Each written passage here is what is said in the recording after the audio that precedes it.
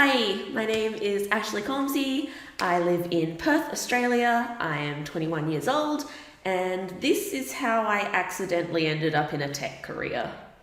So I never thought that I'd have a career in tech. All I knew about IT was that it was something my dad did for work. It was a male-dominated field, and it sounded really, really boring. Since I was little, my dad would try to teach me how things like IP addresses worked. And every time I would just sit there, nod along, and kind of zone out until he stopped talking. I never studied IT. Never ever. And up until last year, I was actually a psychology undergrad. So everything kind of kicked off in high school. I struggled with anxiety, social phobia, and depression. And back then it was a really big thing. I was too afraid to raise my hand in class. I would be hiding in the back of the room trying not to draw attention to myself. And I spent most of my time in the sick bay doing colouring in pages and meditations and all those sort of things, just trying to calm down because classrooms full of people would make me panic. By the time that I got to the age where all my friends were getting part-time jobs, I realized that I wasn't going to be able to cope with something like that. Even if I applied for jobs, I would get so anxious that I would just not go to the interviews. I eventually found a job that I didn't need to interview for. It also had no interaction with people, which was perfect, but it was delivering junk mail. The catalogs would show up to my house. I would have to organize them and sort them, put them all together, put them into bundles so that I had the exact amount that I should be giving to each house. And then I had to deliver them to over 200 houses in my neighborhood. I didn't drive, so it was all on foot. Also, I couldn't physically carry everything. There was too much mail, and I did not have anything that was able to carry it all. So my parents had to bring the car to help me, and we all just ended up doing it together. It was taking something like at least 15 hours a week to do, and I was getting paid on average about $50. We all hated it, my parents especially, so my dad came up with an idea.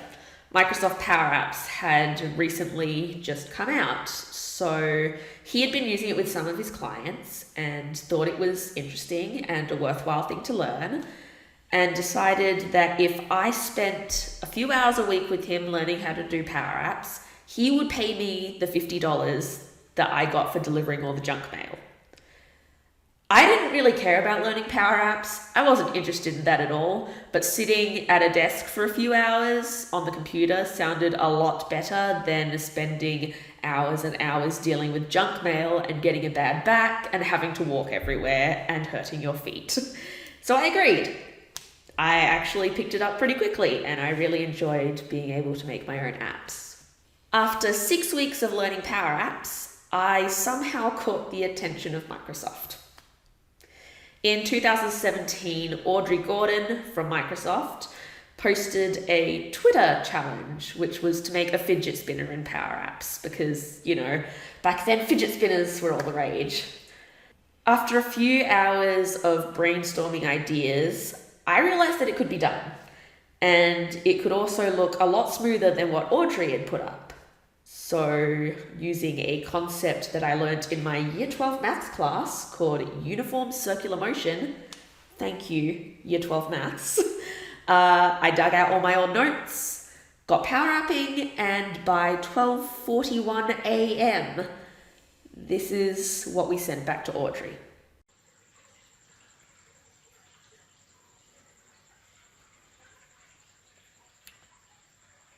The next day, I woke up to a flood of notifications. I had literally only made my Twitter account that day to post the thing, and when I woke up, there was just so much going on. My dad explained to me that amongst all of the people who responded, the program manager for PowerApps at the time had commented, and he said that not many people in the PowerApps team could have come up with the solution that I did. Someone had also asked if I was looking for a job. I laughed that off, thought that was hilarious. I was 18 years old and I thought no one wants to hire me. That's ridiculous. I've been doing this for 6 weeks. That was actually the technical advisor to the CEO of Microsoft. That was incredible to think about. I really had no experience, no training, nothing, and I'd somehow managed to impress a bunch of professionals with a fidget spinner.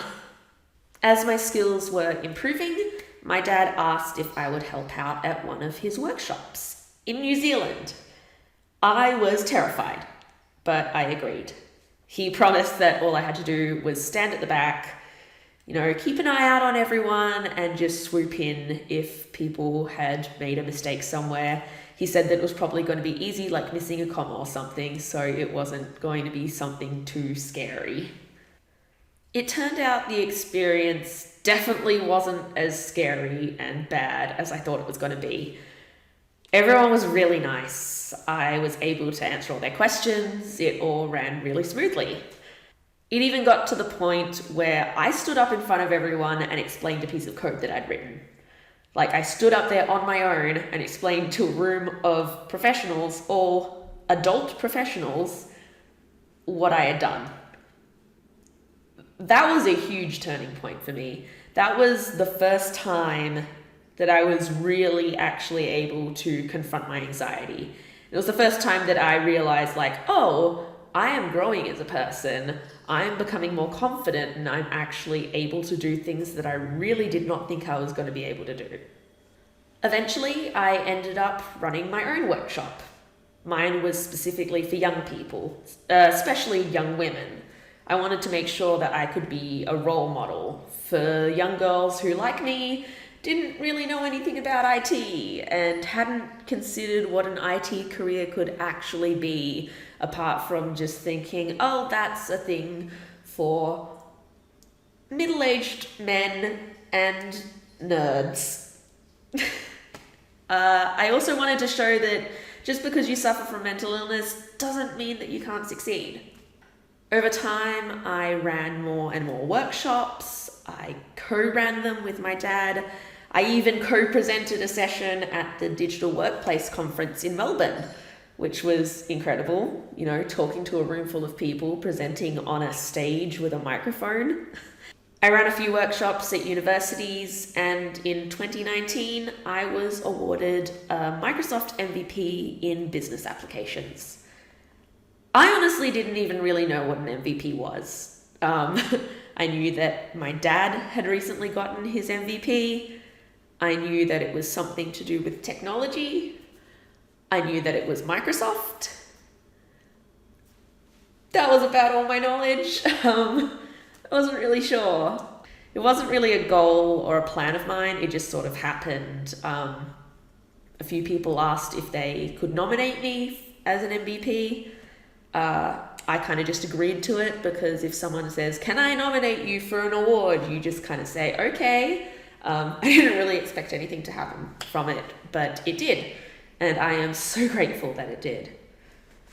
Being an MVP has helped me get closer and closer to reaching my goal of getting young women into technology. I've been able to reach out to more universities and schools and organizations because now I have this proof that I actually have skill and value. The greater visibility means that I can influence more people and share my story for all the young people who are currently in similar places to where I was when I was in high school. Being an MVP is also wonderful in terms of community. I've met so many amazing and supportive people. I've now got this whole community of mentors who are willing to share with and support each other, not just through work endeavors, but also with their personal things.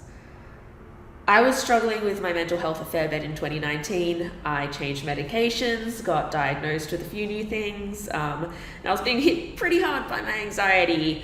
Because of that, I didn't go to my first MVP summit. I was so scared of disappointing people who had planned to meet me, but instead I was shown understanding and compassion. People thanked me for being open and honest and appreciated that I was putting my mental health first. I was genuinely shocked by that reaction, but it made me feel so safe and welcomed and understood. On a personal level, being an MVP really helped me build confidence in myself and my abilities.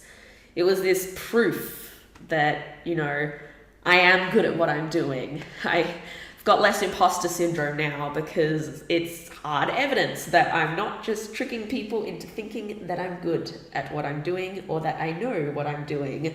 I actually do know what I'm doing. It's something that is hard to remember sometimes, but it's true. Being an MVP has actually really improved my mental health, especially in terms of anxiety and confidence. I definitely still have off days and times where I get really overwhelmed by my own thoughts and, it's just really tough to be in a room full of people or interact with anyone, but it's definitely not as bad as it used to be. I never imagined 3 years ago that I would be presenting at conferences or running workshops and classes for rooms full of strangers, or even just recording videos like this and putting myself out into the world. It's been an incredible journey, and I am so thankful that it happened. I'm so thankful that I was given this opportunity, and I'm just so glad that I fell into this, because if I hadn't, I really don't know where I'd be now. So yeah, this is my journey so far. Thank you for helping me throughout this. I would not have gotten here without all the encouragement from everyone. Freddie and I thank you. And stick around to see what happens next, I guess. Bye.